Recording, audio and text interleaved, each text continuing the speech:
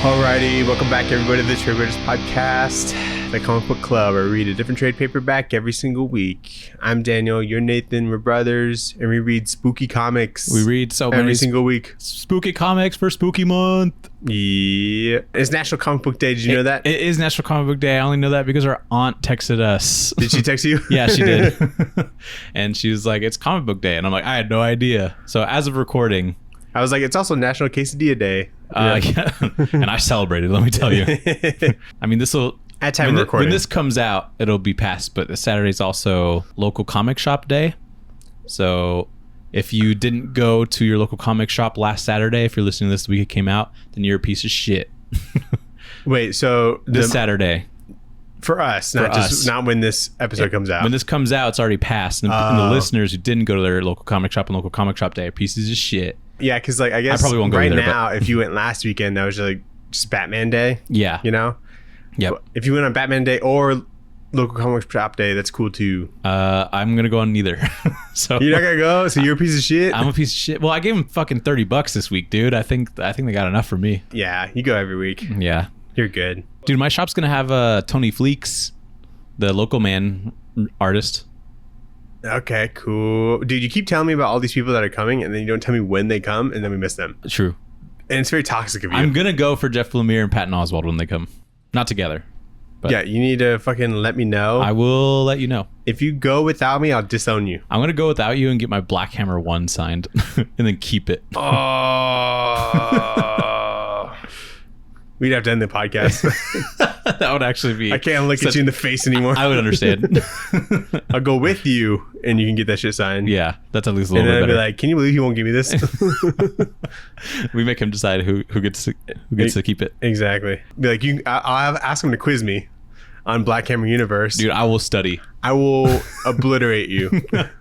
I doubt he has just like random trivia about his own comics. You could ask random stuff, just like characters and shit that happens. Okay, that's fair. And you will lose. But anyway, Nathan, we got different time codes in our description. We got the book, which is DCeased. DCeased, like DC, like the company, but also like death. Like deceased. Like deceased. And we got Back Matter Matters in the poll list, but we start with the news.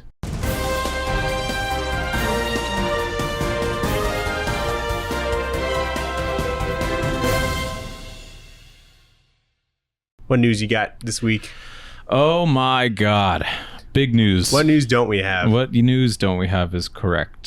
Deadpool and Wolverine ongoing series, Nathan. Yeah. From Ben Percy and Josh Cassara. Dude, that's a team you need to fucking read. Where is Josh Cassara from? Josh Cassara is, I know him from the most recent X-Force. Not the most, sorry. The X-Force before the most recent one. Okay. Which was the Krakoan era one.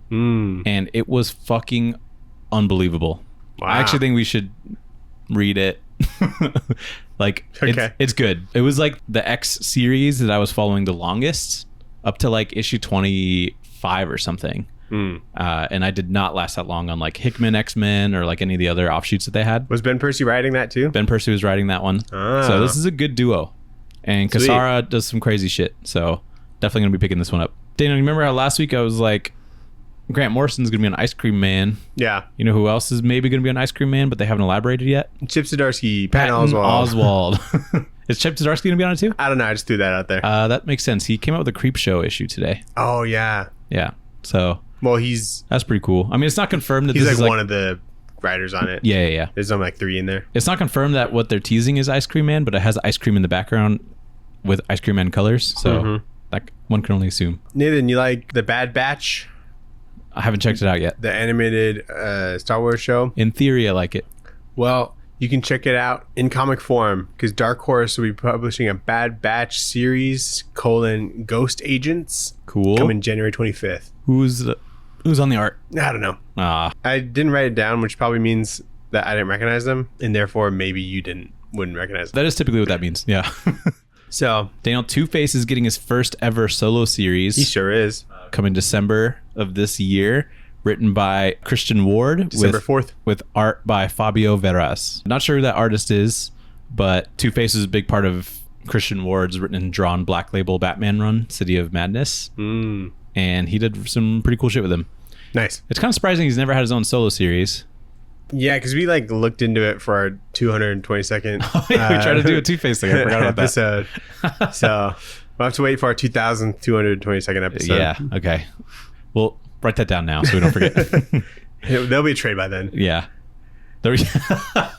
Nathan, speaking of new DC series, so many new ones. Metamorpho: The Element Man. My God, I'm so excited for this. Written by Al Ewing and Steve Lieber. Dude, thank God Steve Lieber is back. Coming Christmas. Doing it, yeah, Christmas. Man, what a gift. Steve Lieber we know from All-Star Squadron, probably one of my favorite books that we've read that I wasn't sure if I was going to like, but Steve Lieber is fucking great in that. He's also in that Jimmy Olsen series. Tons of stuff. Look at this fucking Ian Bertram cover.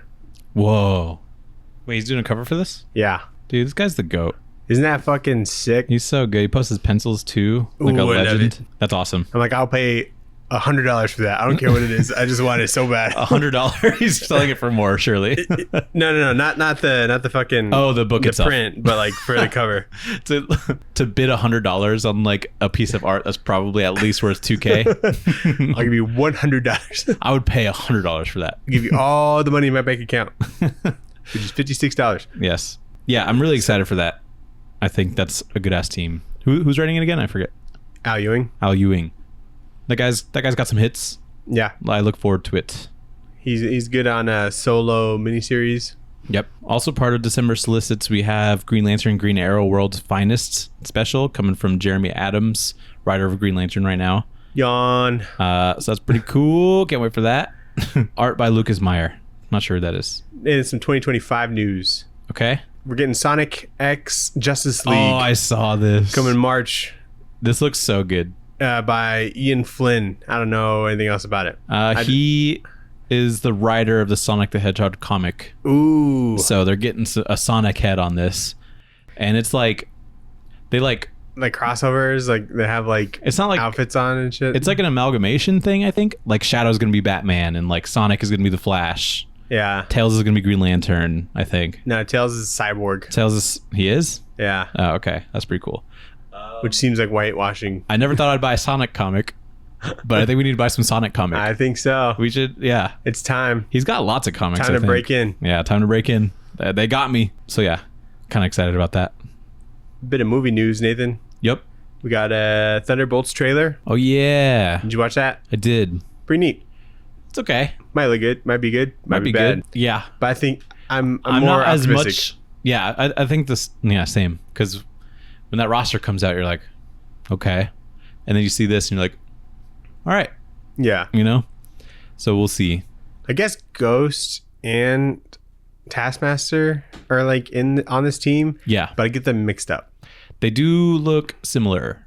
If you just make Taskmaster's face more skull, it would be very easy to determine the two. If they kept if they give him give her like a blue or something hood, that'd help. They're also bland looking. They are pretty bland, like military looking. Yeah, and suits. it's boring.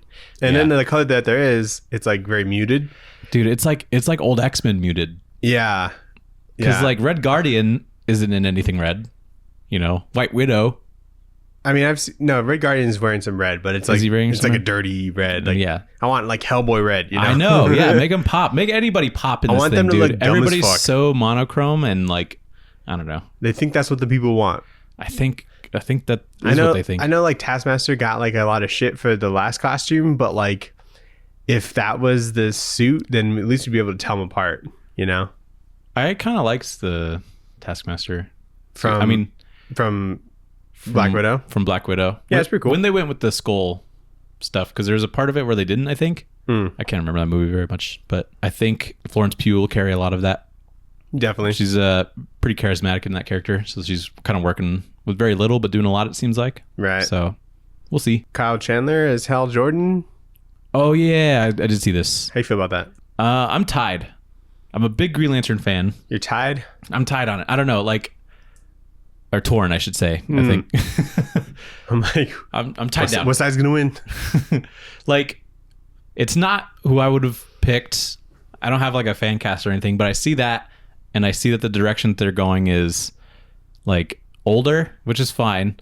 But anything I've ever seen Kyle Chandler in he's just been like douchey, but not in like a confident kind of like Green Lantern douchey. He's kind of like a loser kind of douchey, I guess. So like he'll be good for like old Hal. I think So I think what they're gonna do is it'll be like a Hal that's like past his prime, maybe. Yeah. And hopefully ushering in maybe like a newer generation. But it's the whole thing's supposed to be like. I think Jon Stewart's supposed to be in it. I hope that he's at least like a younger, I guess. Like there's room for them to make this work, but it's not the Hal that I think I was probably envisioning. So right, we'll see what they do with it. But yeah, he seems like a little bit older than what I thought that they were going to try and go for. So we'll see. He was in it's supposed to be like a Mad Men type thing, but in space. So Mad Men. Okay. Like a crime type shit, crime noir, but in space. Mad Men is like a marketing firm. Oh, what am I thinking of? Probably True Detective. True Detective. Sorry, yeah. I don't know why I thought about it. I haven't seen. Are they going to be pitching different companies on space advertisements? Yes, exactly. They're advertising in space. That'd be cool. That's the new Green Lantern Corps. Yeah. So yeah, we'll see. I just want to see something about this other than like casting, because it seems like it's been a thing for a while. Yeah. But I mean, they've changed it around and stuff. But right now, cautious. Mm-hmm. Hellboy: The Crooked Man. Mm-hmm. It's going to go straight to digital in America. What? Yeah. I want to see it in the theater. It'll be out on October 8th. So they decided not to have a theatrical run domestically. That's lame. It will release in the UK on Friday. Yeah. So I think, do you think that they were waiting to see what the general reception is for this movie before they decide to commit releasing it in theaters? Probably. I think they have to have an American distributor. Oh, and they just don't have that? Right. Interesting. There's been like, people just don't get it, Nathan. Like, I don't know. I don't know if that. I feel like this movie's going to be good. It might be good. Despite all the million red flags, I feel like it'll be pretty good. Yeah. As long as they pull off the story, that's all I can ask for. So we're going to have a movie night? Yeah, we're going to have a movie night. We'll find out if it's rent or purchase. I don't know if I want to. You don't want to purchase it? Yeah, I don't know, dude. What if it's like $20 and it's like the only movie fine. I can help. I can pitch in. I'll pitch in $4. Yeah, dude. Then I have multiple copies of different Hellboys. And it's like, it just gets confusing. Yeah, because it's like none of these are the Guillermo del Toro ones, so right. Everyone's gonna get confused. Right. So, oh, dude, that's like next Tuesday. So next Friday, it's on. Yeah, we can wait till Friday. Okay. I don't think we'll get spoiled. Probably not. we read the spoilers. Yeah, pretty much. The Ringo Awards happened. We don't really follow this one too much. Okay. But there's some cool ones in there. Chris Samnee got Best Cover Artist. Elsa Charretier got Best Artist or Penciler for Love Everlasting. The same writer that won the Best Writer for the Eisners also won this for the same Roaming book. So maybe we should check that out. Mariko Tamaki? Yeah, Mariko Tamaki. Okay. So that'd be kind of interesting. I think this is kind of old news, but that Survival Street book that we looked up like last week, we were just talking about it. It's like Muppets. Yeah. But like, I don't know. The James Asmus thing? Yeah. Mm-hmm. He's got a sequel series coming out called Survival Street: The Radical Left. I just found out about. So apparently that book is popular. Did that come out today? I think it came out today. So that's already out. Go check it out. Cool. Oh, there's going to be a month-long What If Galactus thing where it's going to be like every week there's a different Herald of Galactus in like a What If tale. And the people that are going to be part of it are Hulk, Gambit, Moon Knight, Rogue, and Spider-Gwen to be like the new Heralds of like Galactus in like different situations. And so there's going to be like Galactus Herald designs for each of them. I think it's kind of interesting. Cool. And then there's going to be a Red Band Daredevil Unleash Hell series, which means it's like mature rated. And it's going to be like one of those ones that are like... Oh, yeah. It's got the wrapped up. And the poly bag or whatever it's called. Sure. So that's classic. It's going to come out from...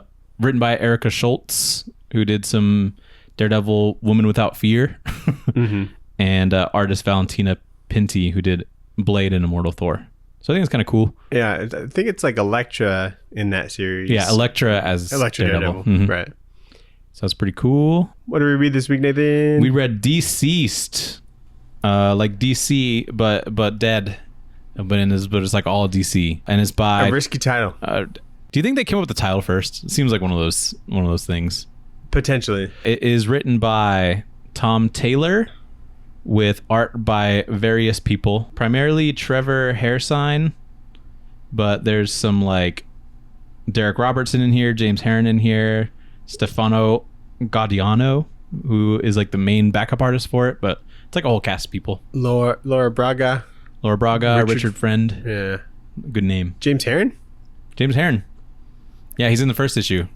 Is he? Yeah, he's like. So I picked this up initially. I read the first issue and I think I fell off of it. Everything that I remember about this series was the James Herron pages. So I wish he was on more of this. You'll think it's obvious once you see it and that you know it's James Herron. Okay. But it's in the first issue. But some of the issues they'll tell you like who did the work on it. Yeah. And I don't remember seeing James Herron on a specific one. Yeah. It's James Herron. Oh, he is. It's basically like the first issue, everything that's in Apocalypse. Okay. So. Gotcha. What'd you think of this, Nathan? I think this is great. I feel like Tom Taylor's the best at creating like universe-wide event stories. Because he's got Injustice, he's got this, he's got Dark Ages with Marvel, which I genuinely very much enjoy. And I think he's really good at this. So I enjoy it quite a lot. Mm-hmm. You did not? What makes you say that? You just didn't agree with me immediately, and you seem like you were waiting to have a different opinion. You didn't like this? So it had like good pacing, which is like a big plus for me. Good pacing is like the main thing, I think. It like feels kind of hollow. Why? Like I'm not feeling like the stakes of like what's happening. So many stakes. There are stakes, but I'm not feeling the stakes. You're not feeling them? And he didn't cook. I wish there was one artist for this whole thing. I agree. There's like an issue where it's like a bunch of different people. Yep. It's a little distracting. Fair. Since it's like a mini series, I feel like that's possible, but it just wasn't, I guess. I guess not. Yeah. That's fair. And it's just kind of out there.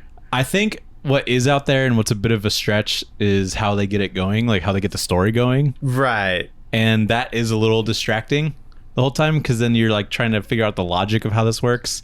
And it's kind of just one of those things where you have to just like kind of go along for the ride. Because there are really good moments. What I really liked were like some moments, and I really liked the decisions. Yeah, like the lack of plot armor, you know. Yeah, definitely. Or like Golden Boy armor. And he seems to spend a lot of time figuring out how they can't fix this, which is kind of cool, I think.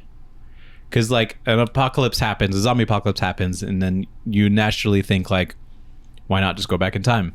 Or why not use some magic? Or, you know, do all this stuff. Mm-hmm. And they come up with the reasons for why that like doesn't work. And I think that's kind of cool. Pretty creative ideas, pretty good story beats, moments that are like pretty emotional and cool. So I like this quite a bit. I think you're wrong. Yeah, maybe. I mean, it was a good time. Yeah. But rereadability, so not quite. So did you like Dark Ages more from Marvel? Did you read all that? I like Dark Ages way more, yeah. I think I like these about the same. As far as Tom Taylor things? Yeah, as far as like Tom Taylor events. Do you like this more than Marvel Zombies? Ooh. Like original Marvel Zombies? Yeah. What have you read other Marvel Zombies? That Groot one that wasn't that good to me. I'm trying to remember what happened in Marvel Zombies. That one I think has the benefit of having Sean Phillips on it the entire time. And he's kind of a legend, right? Robert Kirkman obviously. But it was like Sean Phillips before Sean Phillips. That one I feel less of the stakes. Because it seems like everybody's just a zombie in that one. True. Like already, and you don't really see the outbreak really happen. And then you kind of... that one's weird because the perspective kind of changes and you start following zombies in that one. Right? And that's something you have to consider and whether or not you like it more. I think story-wise, I like this more. But I think overall product, Marvel Zombies is probably better. Okay. Does that make sense? Have we read other zombie stuff? We read the Army of Darkness Marvel Zombies. Those are like Deadites, and it still says Marvel Zombies on it, dude. Yeah, what are you talking about? Yeah, that's true. I forgot about that. We saw Howard the Duck zombie. That one's why that one's the best one. Do you like this or Afterlife with Archie more? Afterlife with Archie's better, right? Yeah. It's like it's just so good. Like, yeah, no. Francesco Francavilla, are you shitting me? Mm-hmm. That dog. The dog that made the dog rule. Stop bringing up the dog. Dude, the dog rule is the only dog rule exception we've ever had. About it. God, that book's so good. Why did we read it so early, dude? I want to read it again. We could. I was thinking about that. What if we just did like greatest hits, but like a video version because we didn't have it back then? Yeah. Oh, true. That'd be kind of fun. But yeah, I remember like when we were talking about Afterlife with Archie and we went over the dog thing. I like started tearing up again. Yeah, like, it's very fresh. That book's great. More Archie stuff. We should do. Definitely. But let's get into this. So issue 1. It starts off with like, oh, this happened a week ago, and the Justice League successfully fights off Darkseid and like a parademon invasion. Darkseid leaves, and he's like cryptically saying that he has what he came for, which ends up being the anti-life equation, which currently is inside Cyborg on the planet Apocalypse. And he's like kind of strapped down. Darkseid tries to transfer the anti-life equation into himself or something so he can control it, but he becomes corrupted and starts to like destroy Apocalypse. And then DCeased, who's Darkseid's minion dude, transports Cyborg via boom tube back to Earth. And that's kind of the start of this.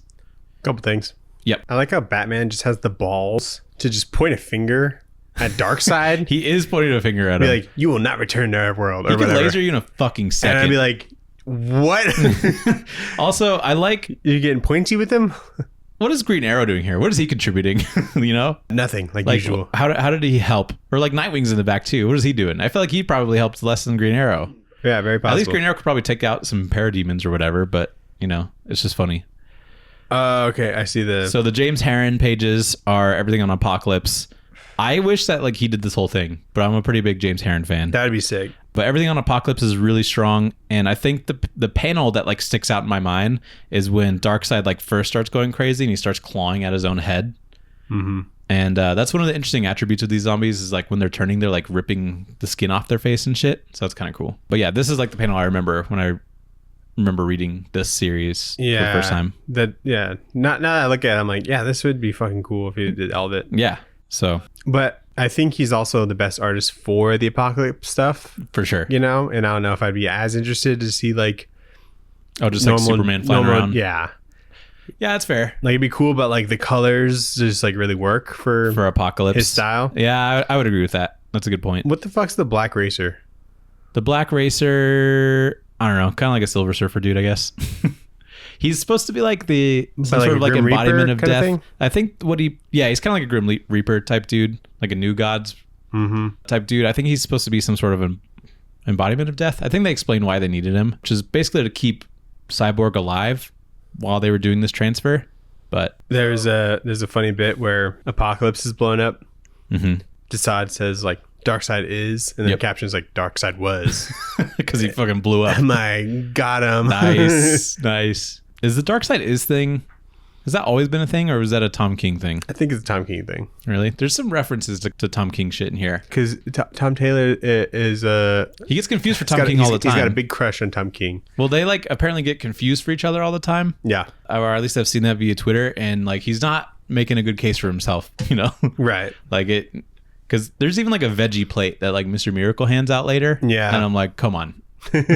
Like Tom King has that character so by the balls that every time we see Mr. Miracle somewhere, there has to be some sort of reference to like that series. Yeah. Because I guess that's everybody's like anchor point now. So, which is fine. That's the only memorable thing about Mr. Miracle. But it's just funny to like be in the middle of a zombie apocalypse, and then Mr. Miracle's like, hey, I got this veggie plate. You know, I just have these, I guess. Yeah. I don't know. It's funny. So Cyborg lands in Metropolis. He accidentally infects the internet with a techno-organic infection of the anti-life equation, which turns people into zombies, essentially. Superman gets drawn to a bunch of screams that are happening in Metropolis. It's like a social media metaphor, Nathan. Oh, dude. Because everyone's always on their phones. Your phones are killing you, man. Dude, everyone's on their phones. It just makes... Social media just makes you a lifeless zombie. Like, the internet is going to be like our downfall. And you're just full of violence. It's like a metaphor. Oh. Dude, I didn't pick that up before. Well, it is on the nose, but I think the intent of this series is to make shit hit the fan like way faster than like a normal spread of a zombie virus is.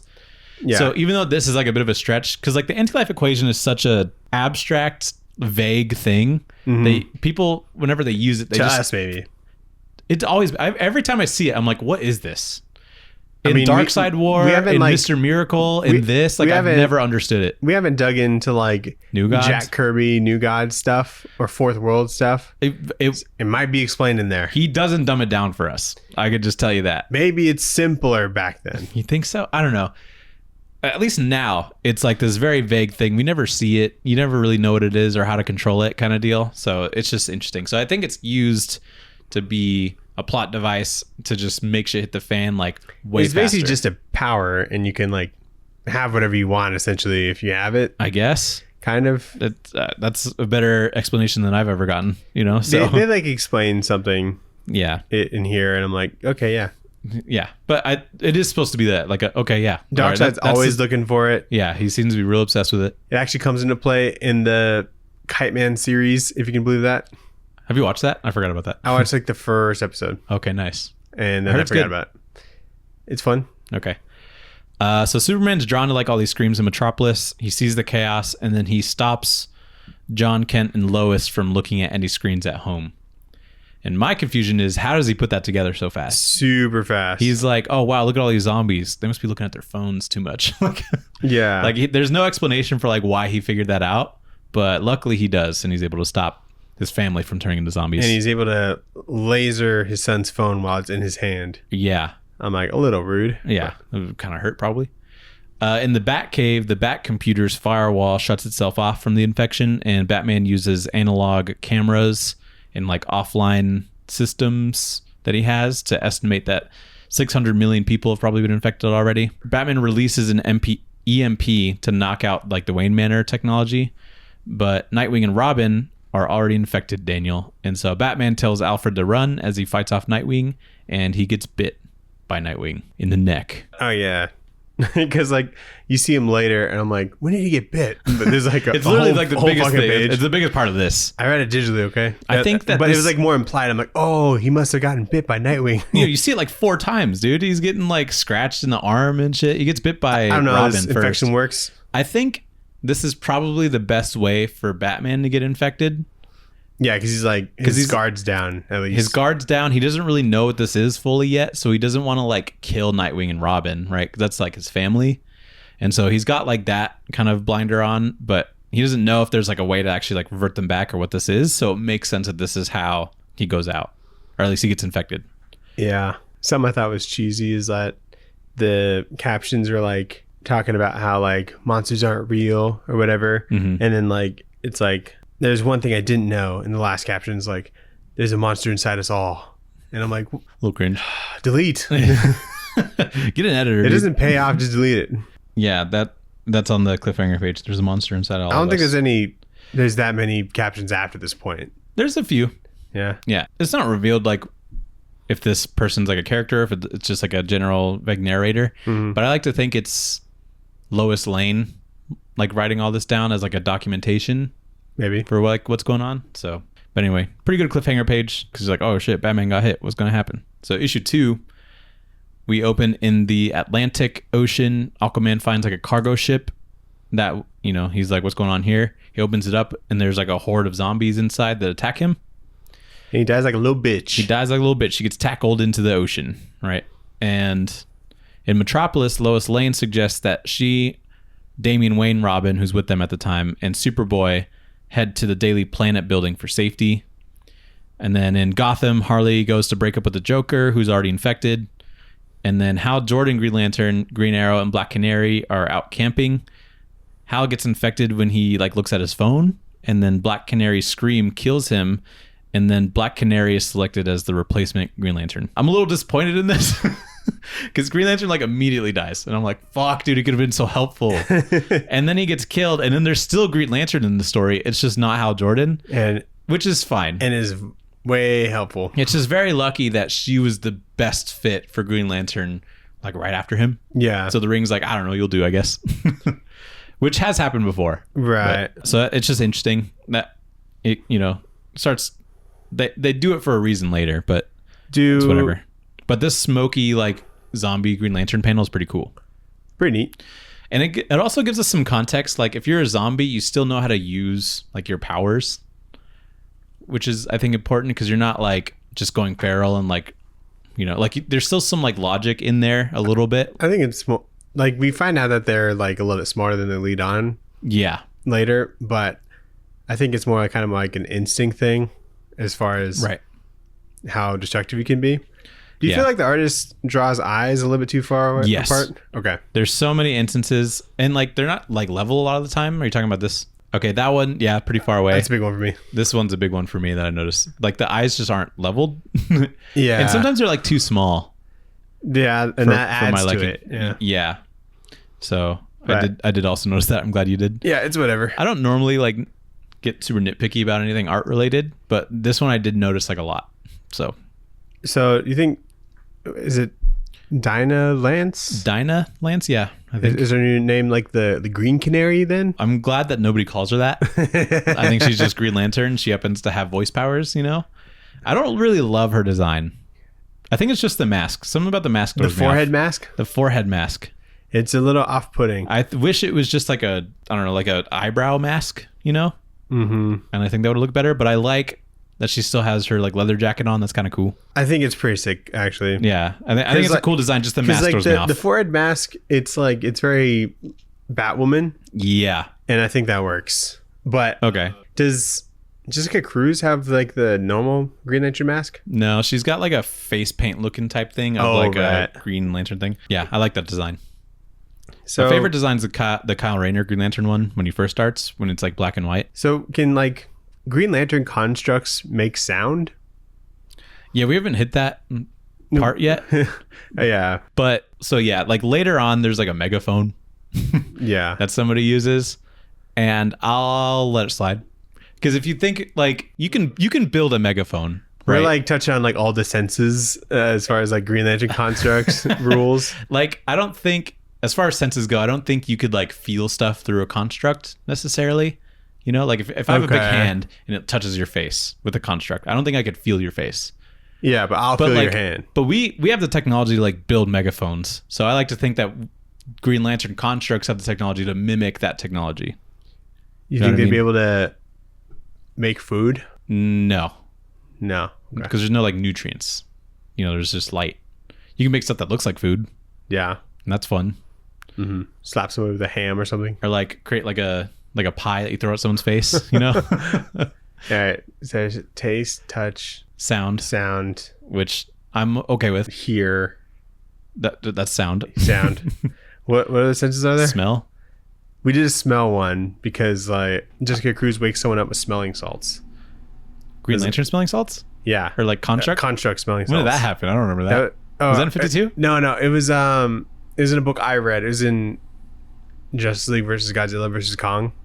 Oh, I've read that. Yeah. I don't remember that happening, but that's kind of funny. I feel like you could just like slap someone awake at that point, you know?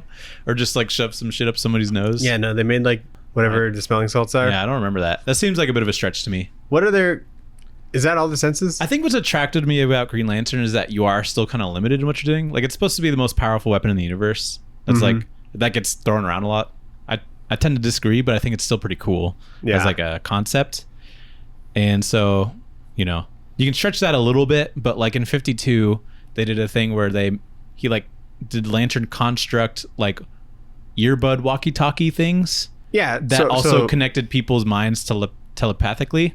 And that was a little much for me. Well, they were like talking. So they were just a bunch of transmitters, right? And receivers. So that too, yeah. It's like he built those individually. Right. And they're able to pick up and then transmit the sound. I also typically like when the construct comes out of like the ring and you see like the tail like leading to the construct. And so to have like these things that exist outside of that, you know, is weird.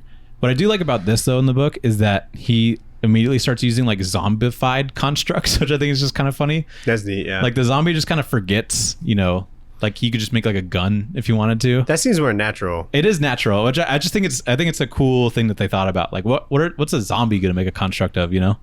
So it's kind of fun. Yeah. So Superman and family with Damian Wayne head to the Daily Planet. They head to like the roof of it and they gather like radio and other analog equipment for communication. They make contact with Batman over the radio, who has now used Mr. Freeze's suit to slow down his infection. And then Batman uses this opportunity to tell them everything that he's learned about the virus so far. And then he tells Damian that Alfred has something for him. And then Batman turns into a zombie and Alfred executes him with a shotgun. Which, there's some pretty cool ideas here. Like, to go into Batman dying. Love that. But no, like having a Mr. Freeze suit is kind of cool. And he's like, oh, let me just like hop into this real quick and hopefully this works. I think that's a cool idea. They don't do that in The Walking Dead. No, they don't. Or even like Marvel Zombies stuff. Like, you don't really get like that granular with it because it's you're kind of just in the middle of it, which is fine. I didn't know that your body slows down or whatever when it's in ice. Your metabolism. But that makes sense, I guess. I don't know if that's true. Is that why do people cold plunge if that's the case? Don't you want your metabolism to be faster? Well, it's like good for muscles and stuff. Oh, okay. So if you're in there for a long time, I guess that would make sense. Yeah, and it also like boosts your like dopamine output by like 200%. Ooh. I did it once in my pool in the winter. I actually did it a couple times. Oh wow. And I felt like I was like high for like an hour afterwards. Really? Yeah, it's awesome. I was only in there for like 3 minutes. That seems terrible. My pool gets down to like 55 degrees, which is kind of like that's like sweet spot for it. Oh, really? Yeah. Aren't cold plunges like 40 degrees, 35 degrees, something like that? Like just barely. Those like tubs that people get. Yeah. That's what a lot of people go down to for some reason. But interesting. You don't need to. Here's one of like the very emotional beats here, which is great. Because we see like Batman, talk to his son right before he dies, and then Alfred talk to like his son kind of right before he kills Batman. So I like those moments. It would be kind of cool because like when he turns, he's like in like a attack position. Yeah, he's like to go like attack Alfred, and if somehow he gets Alfred and is like just on the loose, like a zombie Batman for a little bit, would be crazy. That would be kind of cool. That'd be scary. He's not like the same Batman, because he's like more focused on like killing people or whatever. He's not like doing whatever strategic or whatever, but it'd still be kind of cool. It would be kind of cool, but it makes sense that he's created this situation where that can't happen. Right. Like he's smart enough to know that like, okay, I'm going to turn. We need to make sure I don't get anywhere, And I think Tom Taylor, not Tom King, who has always been like pretty good at navigating like when to slow down, progressing like the plot and the situations so that we can have some of these emotional beats, which is pretty cool. Yeah, I agree. Because like up to this, I mean, in this issue, it was a lot of here's what's happening in Metropolis and Gotham and Atlantis and shit like that. And some characters you maybe didn't think about. Yeah, and it's like, what's the Joker doing? I don't know. And then like you get to the end of here, and it's like, all right, let's slow down and get to some like pretty, emotional stuff. So I like that. What I like is like it's not a bunch of random people. I guess like the establishing shot of when they're beating up Darkseid has like people that'll come into play later, right? And then they're showing random people like Ivy and Harley, but they also play a part in like what's to come later. What's to come. And it's not just like, oh, let's see what Plastic Man's doing. I thought of Plastic Man too.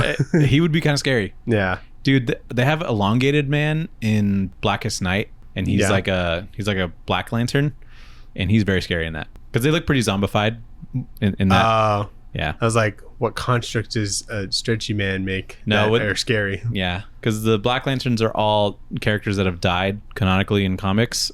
They come back as Black Lanterns. How long is Blackest Night? 12 issue? No, 8 initially, and then there's Brightest Day, which is a follow up to that, which I started reading recently. And that one's like a little bit longer.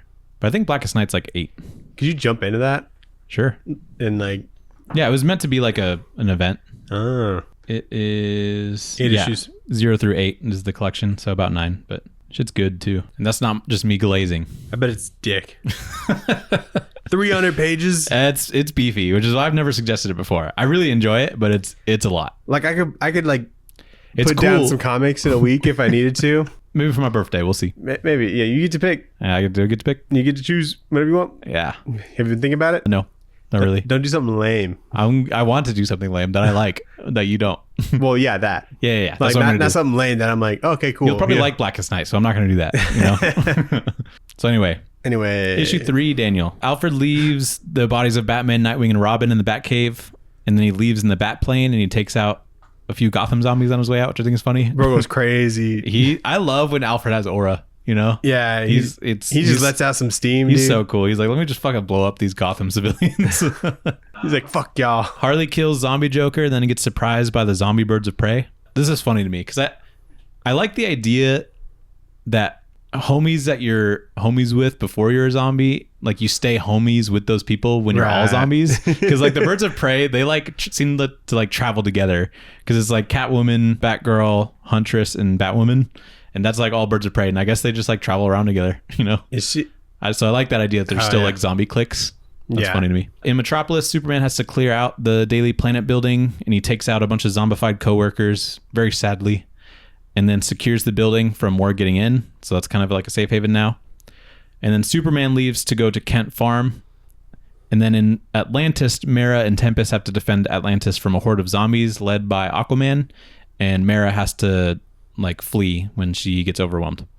Because what was cool about this is that the blood is, and the disease is like spreading in the water. Yeah. And it gets like Tempest. Yeah. I'm like, oh, I like that. That is pretty cool. Because don't sharks like sniff blood from like a mile away? Yeah. Isn't that a thing? Something like that. Are these zombie sharks, or are they just like along for the ride? Are they just like, oh, sweet? They look like zombie sharks. Do they? They seem like just regular sharks, but like, are these zombie fish? They might be. I don't know. You know, they might just be normal sharks that are smelling the blood and like they're like taking advantage of the opportunity. They're like, fuck yeah, this is great. All you can eat. But I think technically the anti-life equation, you know, would go to all life. It would apply to all life. So there's probably like zombie deer and shit out there, zombie bears. We just never see it. I mean, if like because they breathe through the gills or whatever, and if like the blood's in the water and then they breathe in that, then they're probably zombies. Yeah. Probably zombie fish. But they don't have any appendages to like scrape their faces up. Which is like the main way that you know that you're fucked up. You know? So either the sharks are normal and they're just having a field day, or they're zombie sharks. Either way, pretty cool. I love these pages of like sad Superman taking out old coworkers and friends. And like there's this panel where he like opens the door to Perry White's like office. Yeah. And I'm like, oh, this is sad. So pretty cool. They don't show him zombified. I'm like, out of respect. Yeah. You know? It does feel like that in a way. I don't give a shit about Perry White, but maybe someone does. I don't, but like that, you could tell that Superman's like, oh, fuck you too, you know? Mm-hmm. Also, this double page spread is amazing in the Atlantis blood scene. Pretty cool. Yeah, that's neat. So Superman finds Black Lightning and his family, and he's telling them to head to the Daily Planet, and then he goes to Kent Farm. Superman finds his zombified father trapped in the barn basement, and Superman just kind of gently throws him back and then traps him in there, and then he flies off with Mama Kent. And Ma Kent's like, we can't go, your father. And then he's like, pausing here. Oh my God, and I was like, dude. Ooh, this is so good and so sad. Like when he sees zombie Pa Kent and like he like lets him like strike at Superman for a little bit, because he's just like, he's like so sad, you know? Yeah. Like you really feel it. And then he just like gently puts him back in there, and he's like, he traps him in the little basement because he's like, maybe if there's some way to fix this, you know, y'all know you're here. That's bad, yeah. It's so sad. I think sad Superman's my favorite Superman. Sad Superman is my fucking favorite Superman, dude. Because like when he's sad, things are fucking sad, you know? Yeah. It's awesome. So this is like my favorite part. Do you have a favorite like zombified character ever? Like just across in Marvel? In this? That's a good question. Well, it should be Clayface. Oh, zombie Clayface is cool. Because zombie Clayface was terrifying. I'm like, what is this alien monster? But it's like, oh no, it's Clayface. Zombies have a very distinct style in this. It's like reaching up and grabbing like helicopters and shit. Yeah, zombie Clayface is a really good one. Yeah, I'd probably go with that. We see zombie Flash later, and that's like super scary. Oh yeah, it's terrifying. Because he could just take a little nibble out of like many people. Everybody, yeah. In like a second. So that'd probably be that. I think conceptually that's scary, but design wise, it's just, they don't do much with it. It's just whatever. Yeah, I think Clayface has the coolest zombified design because they can do a lot with it. Issue 4, which is disappointing because on the cover they have Sergeant Rock. And we do not see Sergeant Rock in this. That could just be like a random military guy. It's not. There's only one military guy in all DC Universe. It's Sergeant Rock. Yeah. But issue 4, we're in Washington. I don't even know how you'd like work him in. I don't know. He's like, I'm here with a gun. I don't know. He's here with the military. Or do you think if he's a zombie, he uses a gun? Probably, right? Do zombies use guns? I fucking hope not. I'd be kind of sick though. That'd be terrifying. Imagine like zombie Punisher, and he's like fucking equipped with all of his That'd M4s. make Nazi zombies like a million times harder. Oh, if they all had guns? Yeah. Oh, yeah.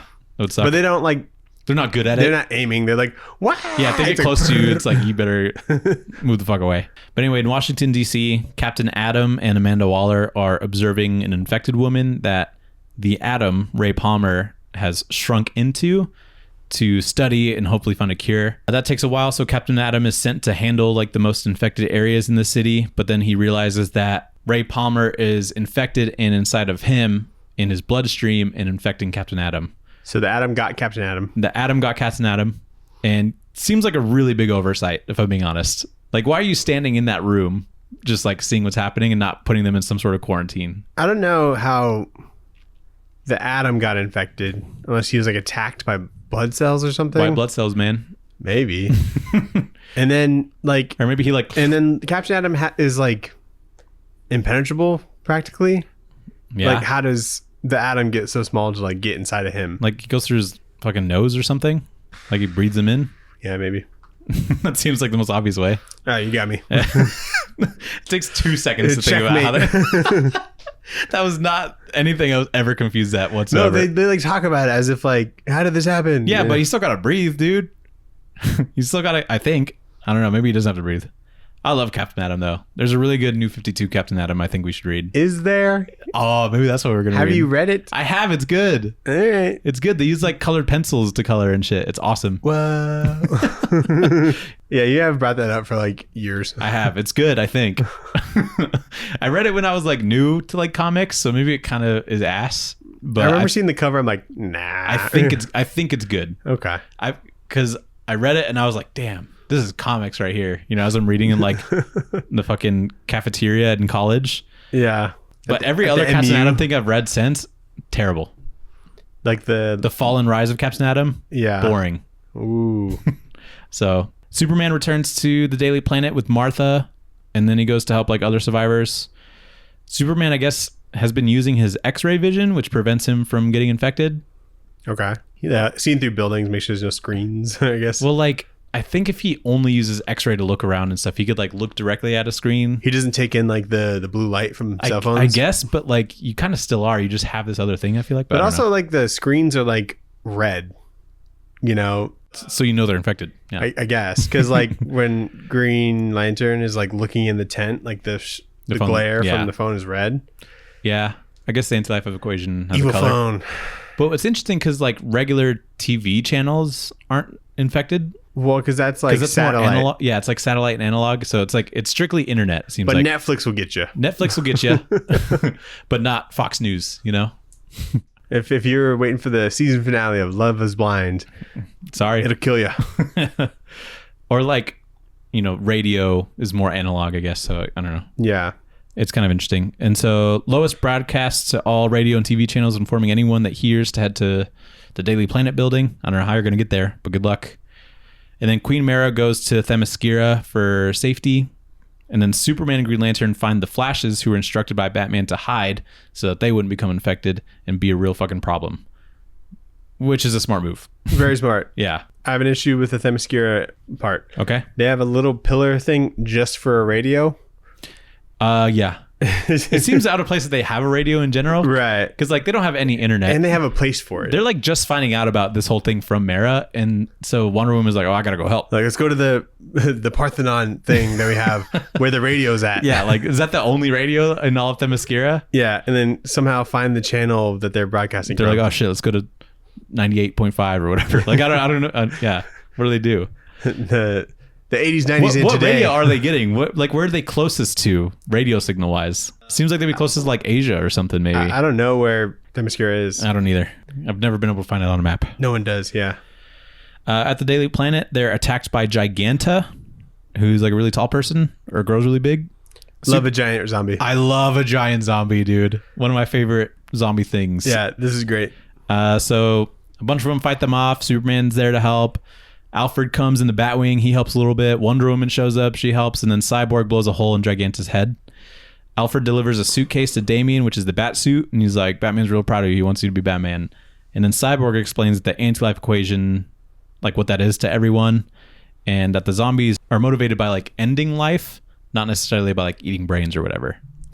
So I like this version of zombies because that's like what their motivation is as the anti-life equation. Yeah, it gives it a They want to twist. get rid of life. So when Giganta was there, Wonder Woman was gonna like attack her and like kill her, but Superman like stops her. Yeah. Because he's like, oh, what if we could save her? I'm like, you want to try and save Giganta, the giant zombie? What are you gonna do? Where are you gonna put her? Yeah, you gonna lock her up somewhere? Yeah. How's that gonna work? This is the person you should not try and save right now. So I'm like, what do you mean? And then Cyborg comes in and blows a hole through their head. This panel's aura right here with the Cyborg. Yeah. And the smoking little blaster he's got. I love that panel. The Flashes are given like contact lenses as a way of protecting against compromised screens, which is also kind of interesting. Yeah. Like you have to make direct contact. It's not just like you could still, I guess, look at a phone if you have contacts. Mm-hmm. So I would survive in this zombie apocalypse, or at least for a little bit. I have contacts if only everyone had like a privacy screen. Or like, oh, true. Yeah, are screen protectors part of that? If I have sunglasses on, does that work? It'd be funny if they were specific, be like the blue light from the cell phones is the reason why. Dude, I have the blue light filter on my phone. And everyone, and then like Batman has like everyone working from home is fine. Blue light glasses for everybody. He's like, I got these from Mr. Freeze because he's blue. Yeah. Hawk Girl flies in, warning Superman and Wonder Woman of the infected Captain Atom. Both Superman and Wonder Woman go to Washington. They grab Captain Atom to fly him away before he explodes, but they're too late. And Captain Atom violently detonates, and he vaporizes several major cities, including Metropolis. I saw that. I'm like, does he nuke everything? He nukes fucking everything, and this is maybe the most manga panel I've ever seen in like a DC comic. Yeah. Which is just like this huge explosion. I was like, I guess that's it. And I'm like, dude, that'd be a cool way to end. Like, yeah, they all die. Or like all these like A-listers die, you know? And yeah, like, and then it's just like they switch the focus. Then it goes like, to Grifter. Yeah, dude, give me some of that. Goes to fucking the League of Superheroes or whatever. Like, yeah. Something weird. This is interesting because the next issue is a tie-in that kind of gives some context around. Like, this isn't part of the main series. This is a tie-in issue called A Good Day to Die. Oh, the Mr. Miracle Big Barda. Oh, I thought that was at the end. Okay. No. So I should have paid attention to basically, this is like a tie-in issue. Mr. Miracle and Barda go to visit Apocalypse, and they're like, well, this shit's exploded, so let's go back. Then they go to talk to Mr. Terrific, who's been working on a cure, but since the origin of the infection is gone, they meet with Blue Beetle and Booster Gold to figure out a different way. This is when Mr. Miracle brings in a veggie tray, and I'm like, a little on the nose, but whatever. Mr. Terrific and the rest of them go to find Constantine to hopefully use his magic as a solution. And we first see Constantine like barely survive a chase of a bunch of zombies, and he has to kill his driver Chas. And Constantine's like no help to the cause, and so they resort to using Booster Gold's time machine stuff. I think it was cool that Scott Derrickson did the Constantine pages. Derek Robertson. What did I say? Scott Derrickson. Yeah, Derek Robertson. Yeah, he's great. Yeah, I think he's really good in this. Yeah, he's the best. Tom Taylor and Tom Taylor and Derek Roberts. You just Bugs Bunnied me. Tom Taylor and Derek Robertson have like a Black Label Constantine book that I feel like is probably pretty good. Duck Season. Oh, they do have one. Yeah. Oh, that's probably why he did some fill-in pages. Yeah, that's probably why. I have like a signed like Constantine one from that run by him, but I've never read the book. So we should do that with Sophia. Yeah, I think she'd love it. And then we'll review the movie. Yeah. I've never seen it. It's her favorite movie. That's crazy. Isn't that crazy? Do you have a favorite movie? Hot Rod. All right. I want to get a Hot Rod tattoo. Ooh. You know, I saw a Hot Rod tattoo and I was like, what was sick. It was like the suit or something. It was like the helmet, I think. Oh, helmet's a good one. Yeah. I want to get like 3 hand signs where it says too legit to quit. I think that'd be kind of cool. Yeah. Or like just the motorcycle would be kind of cool. Motorcycle would be cool. I've also thought about like when he summons like the spirits of different animals, or he does like a dolphin and like an eagle. Bottlenose dolphin. I think that'd be good. I've thought about this a lot. I want to try and figure out what I want to do. I'll get it with you. Oh, dude, yeah. Sarah has been watching like Brooklyn Nine-Nine, and I feel like Andy Samberg just does the same like. He's the same guy. Same comedy. Like I don't know, not in Palm Springs. Well, no, like I'm saying just in Brooklyn Nine-Nine. Oh, yeah, it feels for like sure. It's the same kind of comedy. Yeah, definitely. Yeah. Love Hot Rod. Not as big of a fan of Brooklyn Nine-Nine. What's cool is like I don't really know much about Constantine, but like when his driver like goes to like grab him, he has like these like fire in his eyes. Yeah. And it, like burns him up. Yeah.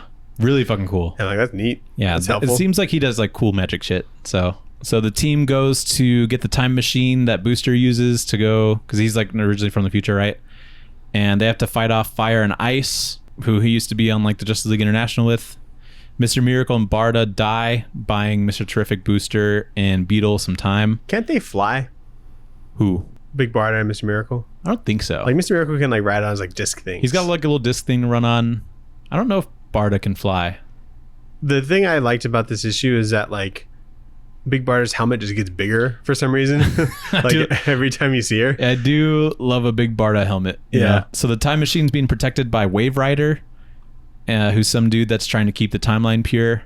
Constantine like comes in to distract him because he like makes a different decision in his head. He decides to help.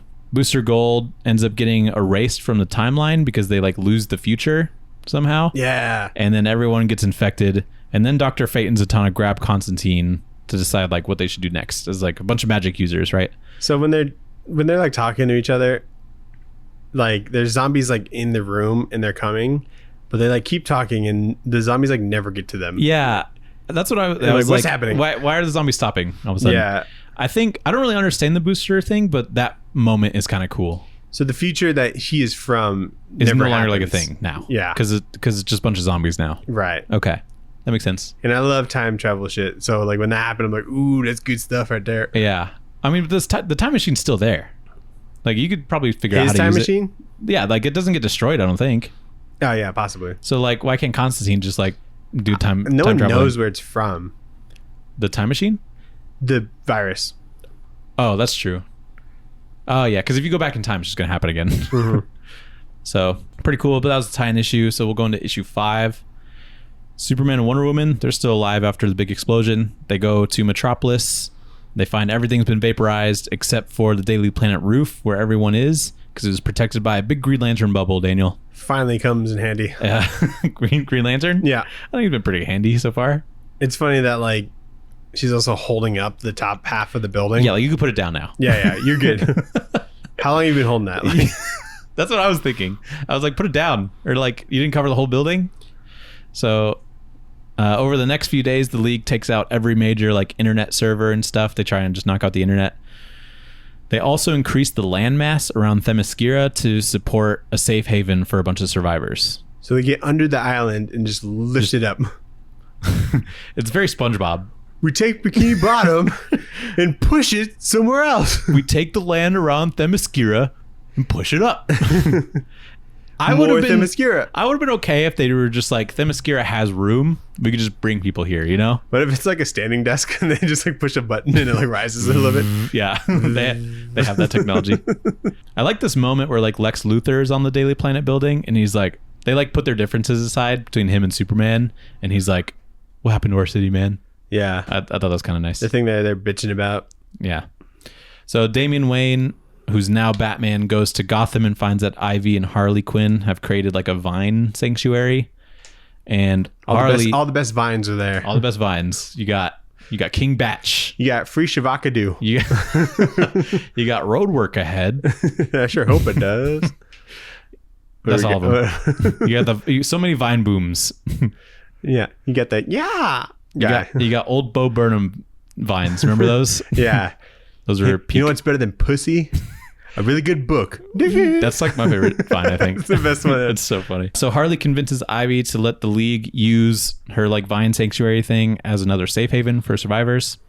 And then the heroes meet up at the Fortress of Solitude and create plans for like an Ark spaceship to leave the planet and find somewhere else habitable. Because they're like, this shit's cooked, so we got to leave. Like Lex Luthor is here as well, and he like throws a stray at Superman, saying like, "Wow, imagine losing 2 homeworlds." Yeah, and I'm like, "Damn, dude." And Lois just fucking socks him. Yeah, I do like that very much. Good Lois moment. They say that like these Ark ships will support millions of people, which is insane logistics.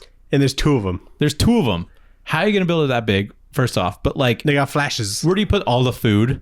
Where does everybody sleep? Are there enough people? How many bathrooms are there? I imagine it's like a cruise ship. Are there like rooms with beds in them, or is people just like sleeping on the floor?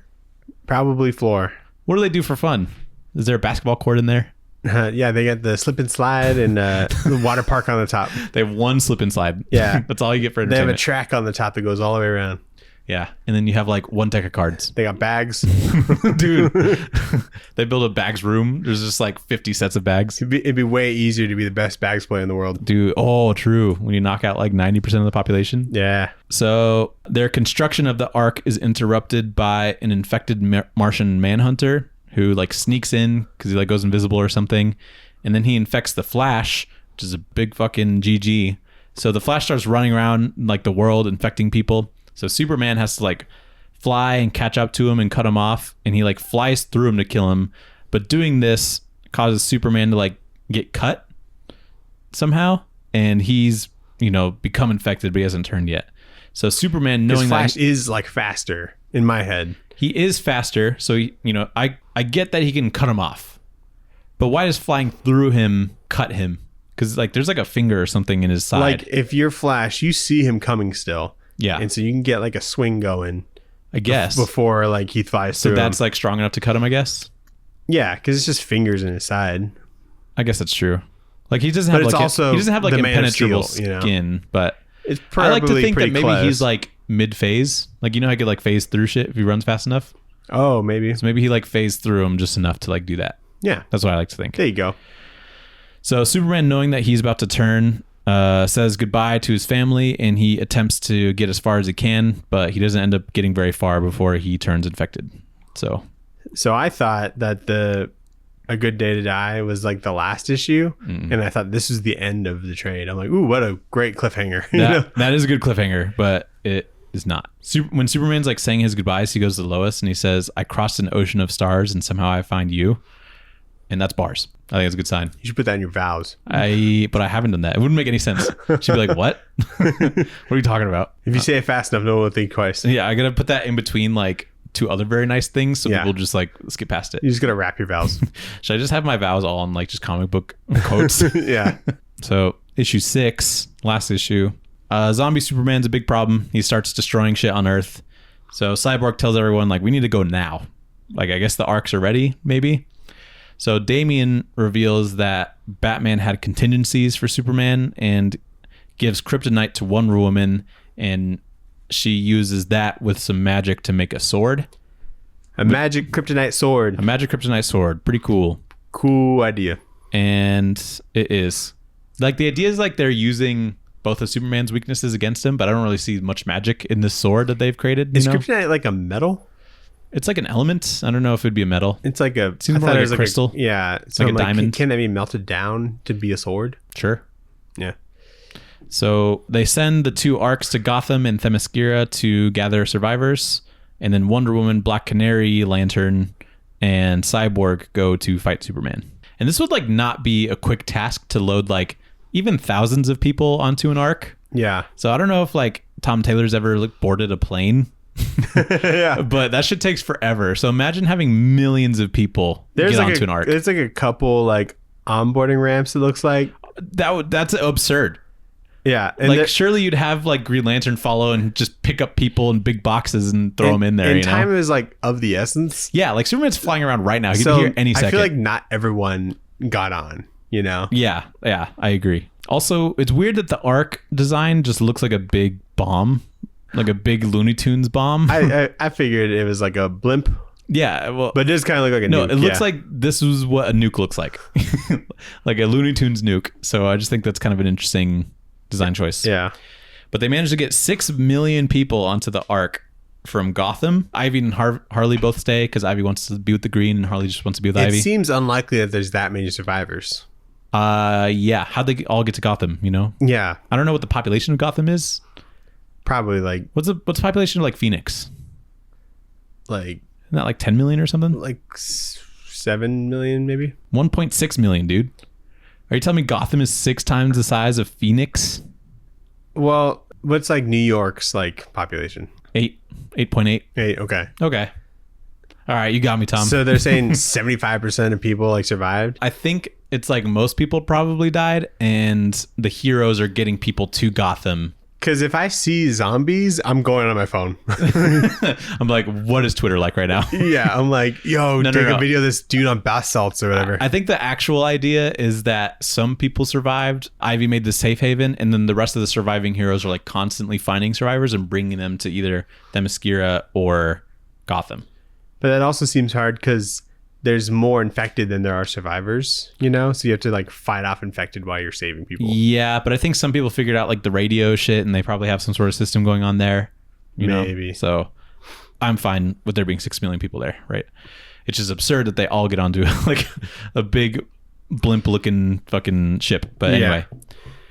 In Themyscira, their evacuation is interrupted by Aquaman on a big kraken with his army of infected. But Great kraken. Such a confusing kraken. Yeah. Like, what is this? This looks like something you'd see in Gears of War. It looks like a kaiju from Pacific Rim, you know? Yeah, it absolutely does. But Aquaman's quickly taken out by Green Arrow. Dies like a bitch again. He dies like a bitch again, yep. And then the Amazonian warriors fight off like the rest of the army, and then the survivors fly off. Wonder Woman, Green Lantern, and Cyborg fight Superman. It almost works. Because Superman like gets his arm chopped off by that Wonder Woman sword, but he kills Wonder Woman in the process, and then he flies off to go get the Ark that's in space. So this is where like the Green Canary like screams this into is my favorite part. into the construct it's so silly. A loudspeaker. She like to make a megaphone. Your voice is pretty loud already, right? Like notoriously, and she's like, "What if I had a megaphone? What if I make it louder? How much louder are you really getting?" So I get why they did it now. Yeah. Tom Taylor had this one idea, and he's like, you know what? I'm just going to make this. How do I get there? I'm going to set up the situation in the first issue, and then we're going to just go from there. You know? Do we need Hal? Not really. Not really. He can't scream very loud. So I do like this idea. It's kind of funny to me. I also like the bitterness of Green Arrow not being on like Batman's contingency list. And so he like feel like he has to prove himself by like killing Aquaman. Right. I thought that was fun. Wonder Woman like cuts off Superman's arm. Yeah, pretty cool. That's pretty cool. I do like that. Because like I never think that that's like a possibility for like a Kryptonian to like be dismembered. Mm-hmm. But you know, there's nothing like stopping that either, especially with the Kryptonian sword. So pretty cool idea. He kills Wonder Woman the way that he kills the Joker in Injustice. Ooh. And those are both written by Tom Taylor. I think he just likes that move. I call that like a Viltrumite kill. Yeah. Because that happens all the time in Invincible. Yeah, that's fair. That's good. So knowing Superman is on the way, John Kent suits up to stop him and like meet him in space, which buys enough time for the entire Green Lantern Corps to step in and help. A little late. You're a little late to the party, dude. You have the entire Corps, like all just showing up right now. Do they have like a fast travel, or do they have to like just fly? They have to just fly. I think you can get places pretty fast. Yeah, but like you'd think that the Guardians would be like, "Hey, Hal died, and we have like a new Green Lantern person. Let's like talk to them because they could like talk to each other through that." Right. So you'd think that she'd be like, "Hey, can you help?" No. So right. I just think that that's a little silly. They're like, "Oh, thank God, the whole thing's here." Anyway, Zombie Superman then makes the choice of flying into the sun to destroy all life on Earth instead, which like maximizes the amount of death that would happen because Earth would just become unlivable. And then the Ark and the Green Lantern Corps guide the survivors on the Arks to Earth 2, essentially. Right. And that's how this ends. Mars. I don't think so. It looks like an actual like Earth. And they're just going to call, like, are they going to call it Earth 2? Because that seems like it'd be kind of morbid. So are they traveling interdimensionally? They're not traveling interdimensionally. They just found some place that's habitable. And I guess they just decided to call it Earth 2, which is a bad name, I feel like. So we currently have not found another like planet to like support human life. Yeah, we haven't. But there's a bunch of Green Lanterns in space. They probably know of a place. Yeah, maybe. But those are also like different sectors, which are different like galaxies and shit. I don't think they care. Or solar systems. Yeah, it's whatever. There's a cool moment where Cyborg uses the lasso of truth to talk to like anti-life Wonder Woman. And she like talks back. I think that's kind of interesting. Yeah, so I was confused by that because she was saying that the virus can be turned off. And it's like within him. Yeah. Or something. And then she like kills him. Right. So, you know, I don't know what the point of that is.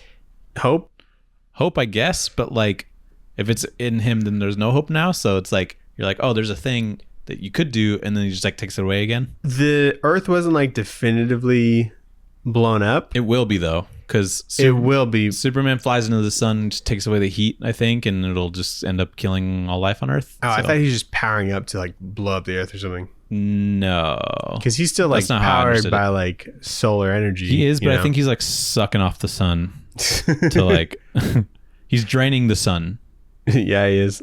He's sucking it dry. And so there's like other DCeased stuff, right? Which so I assume they probably like expand on this. Yeah, I mean, there's a lot to expand on, I think, so it makes sense. I thought they were gonna bring everybody like Oa, and I think that'd be kind of cool. Yeah, that could work. Yeah, but anyway, that's the end. There's like a couple million survivors, so that's probably enough to keep humanity alive. Pretty cool. Pretty cool. So let's go into Back Matter Matters. Back Matter Matters. Dana, we finally have Back Matter. Ooh. It's been like 100 weeks in a row, I think, where we didn't have Back Matter. I forgot what Back Matter was. Yeah, I know. I was like, what is all these? And we get some covers. So we get I think the A covers were like these like zombified versions of each of the different characters. By Francesco Mattia. Yes. Who does AI artwork, I guess. He does? He was like accused of it. Oh, that guy. Is that him? Yeah. Whoa. And then there was like a Superman cover. This was like before AI was like a thing. So this seems pretty legit, I guess. Was it? I think. Wasn't it? I don't know. This is what his covers usually look like. DCeased came out in like 2019? 2017, I thought. I don't know. So, I don't know. These might be AI. If you say. Hopefully not. I do have this cover though, because they did horror movie covers. Ooh, pop quiz, Nathan. Pop quiz. What are each of these? Yeah. So we have this first one, which is an It reference. Homage? Or homage, whatever. We have the second one, which is Nightmare on Elm Street. Correct. So that's supposed to be like Freddy Krueger or whatever. Mm-hmm. We have this one, which is Sinister. No. Or like, I think I've seen this. No. The Exorcist. No. More recent. More recent? Conjuring. Close. That universe. Annabelle. The Nun. The Nun. I knew it was something religious. I don't know what this one is. So that is Final Destination. Really? So I was going through these. No. I knew most of them, but that one stumped me. I recognized it and I texted it to Dom. He's like, that's Final Destination, you moron. And I'm like, that's right. I love how he's like your backup. Yeah, because I like know what he knows, so like I knew that he would know. Oh, that's friendship. You know what I mean? Yeah. What about this next one? Dude, a Cloverfield? No. I don't know what this is. So this is The Curse of La Llorona. Really? Yeah. Okay, cool. I don't know what this one is. Detective Chimp is like a zombie. That one, I really had to fucking dig to figure that out. Did you find it? Yeah. So that's from a movie called Critters. Ooh. It's kind of a stretch as far as it being like an homage. Right. But the font is what kind of like gives it away. Yeah, I'd say it's a stretch for sure. Yeah. This one's The Conjuring. That's correct. So I know that. The tree. Deceasing. The deceasing is funny. And then, so those covers are very fun. I love a homage, especially horror movie homage. Dude, horror movie was such a good idea. Because like the hip hop ones were so good. They need to just do everything that's possible for you to do that with. Yeah, it's good. Like Disney's doing like the fucking Mickey Mouse is like for comic covers. Yeah, for comic covers. I think that's cool too. Yeah, definitely. And then I think this might be a Back Matter first for us, but we have the like original pitch and series outline kind of deal for this. We've had some pitches. Have we? Yeah. This is like, I guess, what Tom Taylor submitted to like pitch this series, which is kind of cool. So, I mean, it kind of goes into basically like the main beats of the first issue, what the concept kind of is, and then just like he kind of just like throws out ideas that he's had for like the rest of the series, and not all of it happens, which is kind of cool. So like he had the idea that like Green Lanterns come to quarantine the planet, but like that doesn't ever happen. He just like makes them go off somewhere else. Mm-hmm. So that wouldn't even like do anything. Yeah, I mean, it'd stop it from like leaving and infecting other sectors. Zombies? The anti-life equation. Mm. So Yeah. What would you rate this book, Daniel? Ooh, I haven't thought about that. Do you have a rating? No, let's think. You know how in like Zombieland, how that one dude's looking for a Twinkie the whole time? Yeah. Is that something? I haven't thought of anything. It's the Twinkie you'd go to get after watching Zombieland? Yes, I like that. Okay. That's how I'd rate this book. I give it the New York pizza that Lupita Nyong'o's character in A Quiet Place Day One, the one that she ends up getting. Yeah, so it's not like what you were looking for specifically, right? But it is a pizza, or what you thought it'd be, but it does get like the job done. Yeah, and wow, it's still good because pizzas are good for a couple days. You know, I'm impressed by this rating because I feel like it's very relevant to how you feel about the book. It's also horror themed, you know? Yeah, exactly. So I like this quite a lot. I think it's fun. So. Yeah, it's cool. I'm a sucker for zombie stuff. Yeah. It's just like I love stuff that's, you know, the one artist, one writer. Totally. You know, at least like Tom Taylor did everything, especially the spin-off thing, which is, I feel like is kind of rare sometimes. Yeah. And there's like good art in here, but just like when it's inconsistent, it just kind of can bother me. Yeah, but that's fair. Anyway, let's go into the pull list. Colon. Shove it in your box. The pull list, what did you shove in your box? What'd you pick up today? Oh my God, so much stuff. It's Daniel. a thick week this week. I picked up The Missionary, #1, by Ryan Stegman and that dude he's working with on that. It's the distillery book. Yeah. I forget the artist's name. He's good though. Yeah. The Manchurian one, which is Pornsak Pacheco's new series with the Dodsons. So pretty excited about that. Okay. Saga 69. 69, baby. I bet there's nothing but sex in that. Hopefully. Picked up Zatanna #4. Mm-hmm. The Moon is Following Us. I picked that up this week. Good. Uncanny X-Men #3. Mm-hmm. And then I found a Sex Criminals #1 that I picked up at some point this week at my card shop that I go to play Magic the Gathering sometimes. Is it like a card shop that has comics? Yeah. Okay. And like good comics. Nice. Which is very surprising to me. Do they have weeklies or just like kind of... They have weekly issues, but they don't have a huge like archive of like comics or like long boxes. Mm-hmm. I guess they do have a fair amount. Like it'd probably be about the amount that you and I have combined, I guess. Okay.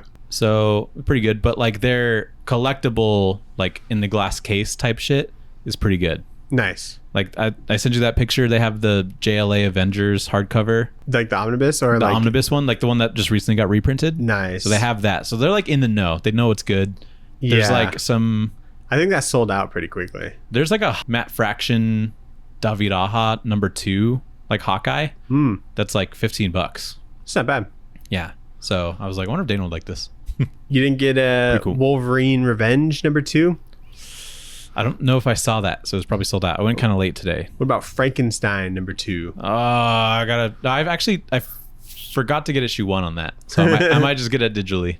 You didn't get Creep Show? I saw that, but I looked at how much I had in my fucking hands at that time, and I was like, I gotta make some cuts. Sure.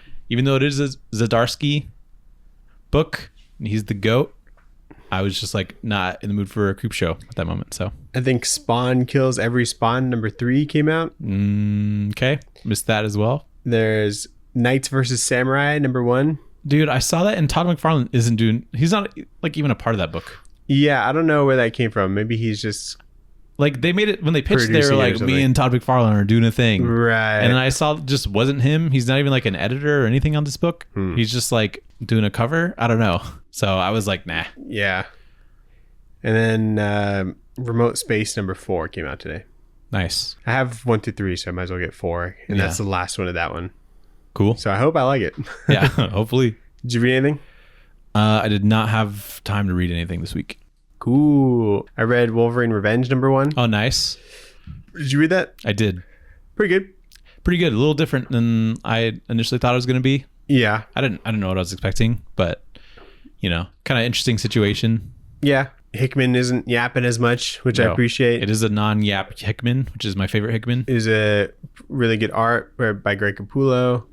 I don't know if I'll keep going. I'll see how big my stack is. Yeah. But then I read Jenny Sparks, which is that Tom King Authority solo series. It's got Jeff Spokes on art, and that dude is a top tier artist. Really? He's very good. Cool. It's like Clayman like esque. Oh wow. Okay. Like as far as like what it looks like and how good it is. Jenny Sparks, she's like in LA and she like polices metahumans. Okay. In a way. And Captain Atom, he like goes crazy. Like the Captain Atom in this? Yes. Oh, cool. He's going crazy. He kills Jenny Sparks. Ooh. And I'm like, oh, whoa. What do you mean? The end.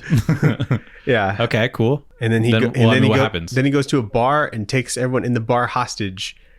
And throughout the issue, like they're showing like everyone's day of the people who end up in that bar at the end of the night. Oh, okay. Which is like kind of neat. Yeah, I like that. A bit of yapping, but And Jenny Sparks is back and she's gonna save everyone in the bar.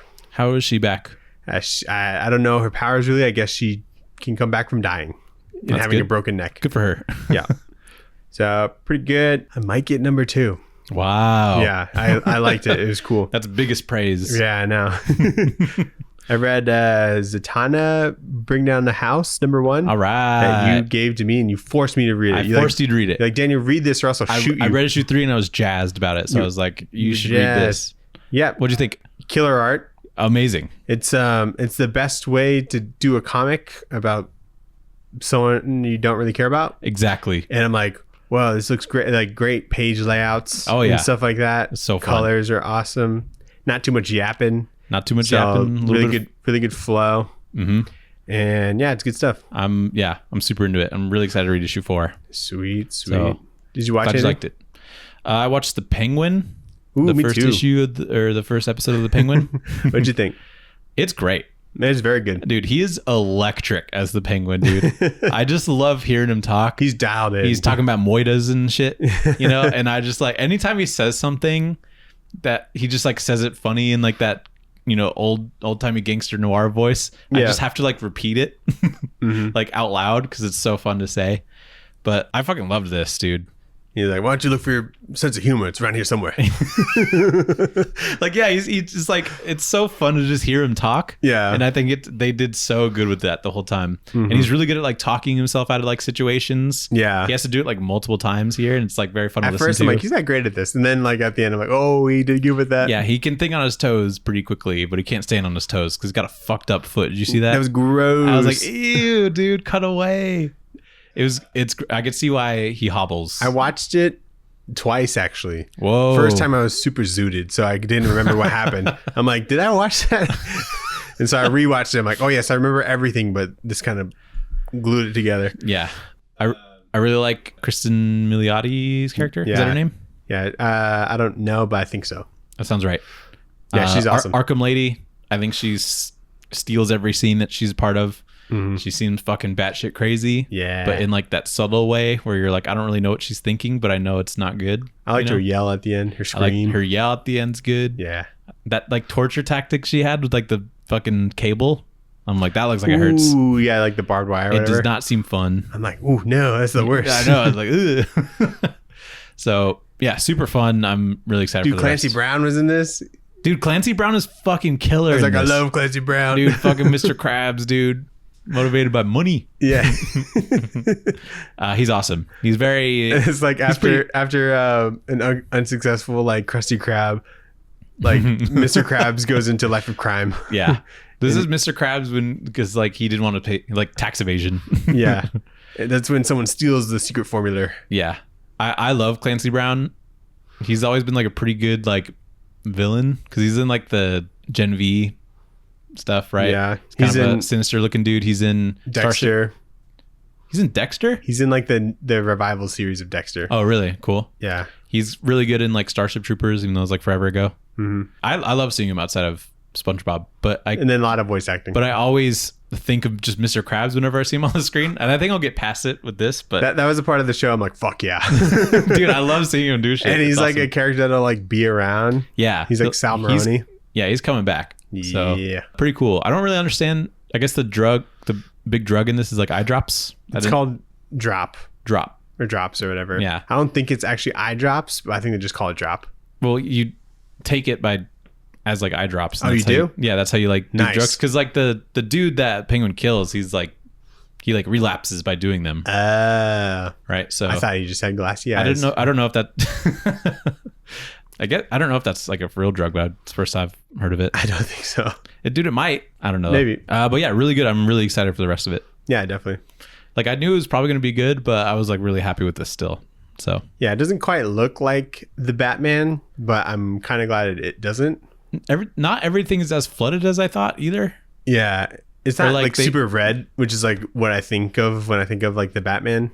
I don't think of everything as super red. Mostly, I'm just thinking of the cover, like the poster or something, or the poster's very red, and like the end of the movie's really red because he's carrying the flare or whatever. But most of that movie's not red.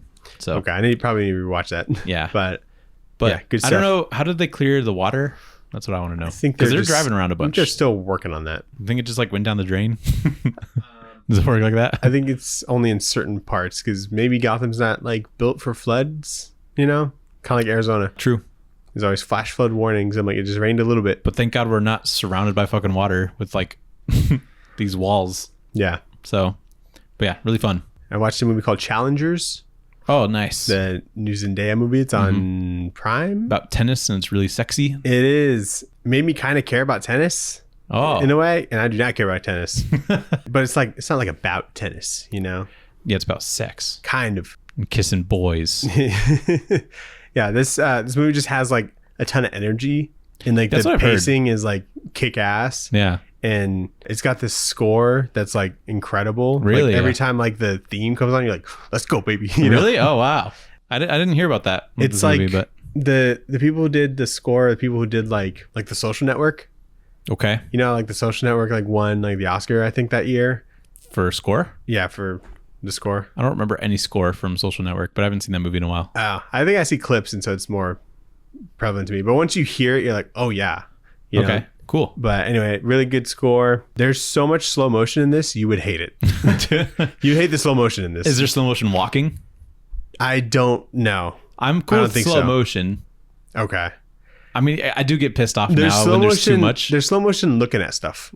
Oh, I do hate slow motion looking at stuff. Just look at stuff at normal speed, dude. Like the third act, like the last scene or whatever, I feel like could have been 5 minutes, but it's like 15 minutes because there's so much slow motion and build up. You've just put me off of this movie. And everything that you like know is going to happens, but just happens in slow motion.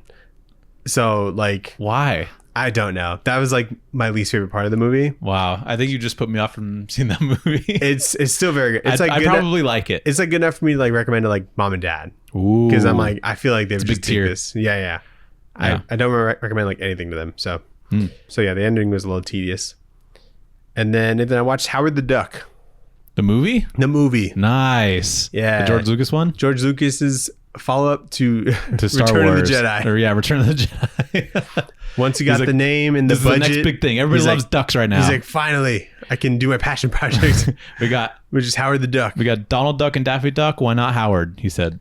Yeah. I hear that movie's a trip. It is something. I think it's probably true to like what the comics are, which are like kind of bizarre and like adults like and stuff. Dating a supermodel and making sex jokes or whatever, right? So he's friends with Leah Thompson, who is like the mom in Back to the Future. This is like something that she did like after Back to the Future. Cool. Everyone's making bangers right after their first bangers. Right. And so she's like a musician in Cleveland or something. And so she's not like a supermodel or anything. But there is like a scene where like Howard like takes like a pass at her. And then she's like, okay, maybe. And I'm like, what the fuck is about to happen? He has such upsetting eyes too. Yeah. I've seen the movie. I mean, the costume for Howard is like kind of cool. I think it like looks like decent enough. Yeah. For the time, I guess. So this movie is rated PG, right? Yeah. And what happens at the beginning is like Howard the Duck's on Duck World or whatever. And there's some beam that like grabs him and then pulls him to Earth. And as he's like pulled and he's ripped out of like his apartment building and goes through another one. And then he smashes through like a apartment where there's like a female duck in the bath and you see some duck titties. No way. Yeah. I'm like, what is this rated? That's crazy. And it was like the one moment in the movie when like Sarah's watching what I'm watching and she sees duct tape. She's like, what are you watching? I'm like, I don't know. I didn't know this was going to happen. And it's bizarre. That's so funny. Look up How Are the Duck Titties. Okay. God. I'm going to be put on a list, dude. Wait, what do you think the Rotten Tomato scores? Audience or like... Let's do both. I would say critics is probably like 20. In audience, I think it's kind of like a cult classic kind of thing. Like maybe some people like it. I don't think so. I've never heard anybody talk about this movie. I'm going to guess like 38. Dude, you nailed the audience score. It's 38. Oh my God. Tomato meter's 13, so you're pretty close 13. there too. Yeah. Wow. Okay. Damn. That's crazy. Yeah. Like I think you've gotten pretty close every time I've asked you that question. I think I like Rotten Tomatoes. Like I think like normally when I see some ratings, it's like what I think about movies for the most part. Like the audience scores at least. Okay. How Are the Duck movie duck boobs? Oh my God. Wait, they cut it off. You can find it. Oh no, they censored it. What the fuck? Hold on, I gotta... Do you have safe search on? I don't know. I don't think so. How do I turn that off? Off. No, it's off. How do I find the uncensored version? I guess I have to watch the movie. Yeah, it's like the first scene. So if you want to see some duck titties, I kind of do. I think it's on Amazon, and it's on Prime right now. Okay. So I can like watch it for free? Yeah, if you have Prime. Wait, does it have the pedophile dude in it? It does, yeah. No way. He's like the villain. That's crazy. He's a villain in real life too. Yeah. Damn, that's crazy. That's funny that you watched this movie. I started on the plane, but I didn't finish it. And so I finished it like the other day. Did you see the duck titties on the plane? You're like, maybe not this one. Yeah, I was like, whoa. That's insane. Yeah. George Lucas is like, listen, I'm a visionary. Okay. It's a banger, yeah. We need some duck titties. It's like here. the comics or whatever. So this movie had like a $37 million budget and it made $16 million domestically. So big flop. Big flop. I think it like bankrupted a certain company too. George Lucas, he had to make up the money. And so he sold half of like Skywalker Ranch. And that ended up, and he sold it to Steve Jobs, which then became Pixar. So we have the duck titties to thank for that? Yes. Whoa. Indirectly, yes. And like the dominoes, it's just like Star Wars, and then in the middle it's duck titties, and then at the end it's like Cars, you know? Yeah. That's crazy. It's kind of long. It's like an hour and 50, but it feels long. Like there's like sequences that just last too long. I bet. Yeah. And that's funny. But at the end, when the musician girl is like playing the Howard the Duck song, which is like shockingly catchy. Howard the Duck, he comes in, he does a guitar solo. Whoa. And it's crazy. It sounds like you're just making all of this up. I could be. It sounds like a movie you would make up. Nice. And so I watched that. I don't recommend it. I gave it like 2 stars. I want to watch it more than Challengers. There's so like it's like weird in some parts I just didn't like, but there also is some stuff like this is pretty good. I see what like there's you can see what the concept George Lucas was like going for. You know? God, so bizarre. Oh, Tim Robbins is in this, like a young Tim Robbins.